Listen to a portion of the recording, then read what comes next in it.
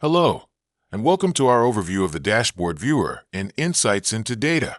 The following video will take you through some of the basic features of the dashboard viewer and how you might use it to visually explore your data.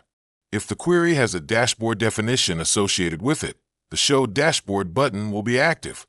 To activate and view the dashboard, let's click on the Show Dashboard button now. The screen shown is the sample dashboard for USA sales. The dashboard is made up of 4 tabs. The first tab shows a map of sales in the upper left, a tree map of sales in the lower half, and a sparkline chart in the upper right. The second tab contains a number of sales breakdowns, shown in a bar chart and 2 pie charts. The third tab shows the details of what is currently being used to display the elements of the dashboard. As you apply filters to the records, not only will the graphical elements be updated, but these detail record views will also reflect the effect of the filters.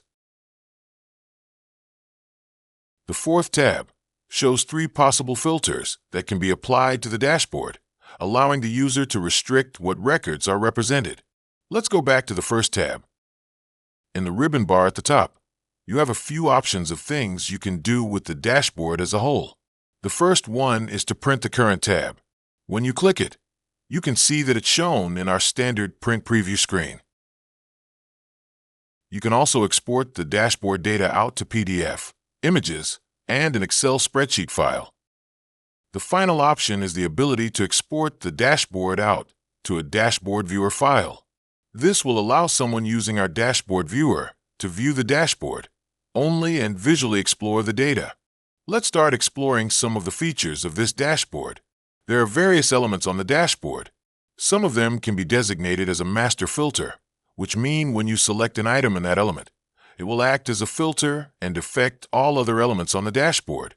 Note that when we click on the WA part of the tree map, it restricts the data used in the dashboard to just that of Washington State. You can clear the master filter by clicking on the filter symbol with the red X in the upper right-hand corner of the element. A neat feature of every element in the dashboard is the ability to explode it out to see it larger and in more detail.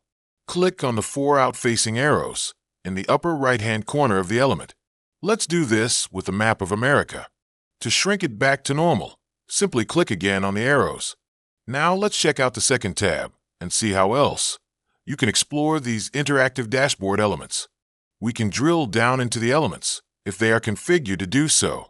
Click on the Washington State bar in the bar chart at the top. Note that we now see a breakdown by the 3 cities in the state. When you click on Walla Walla, you can then see a breakdown by product category in that state. And if you then click on the condiments bar, you will see a breakdown by products sold in the city of Walla Walla, Washington, that are in the category of condiments. It is possible to do this with all controls in the dashboard if they are configured to do so. When you want to go back up the drill down, you can do so by clicking on the curved arrow in the upper right-hand corner of the dashboard element. Now let's take a look at the third tab, which shows the details of the records that make up the dashboard.